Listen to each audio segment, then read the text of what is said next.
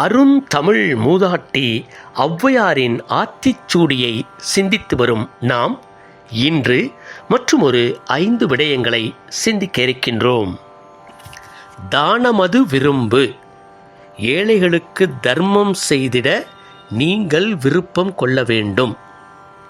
திருமாலுக்கு அடிமை செய்.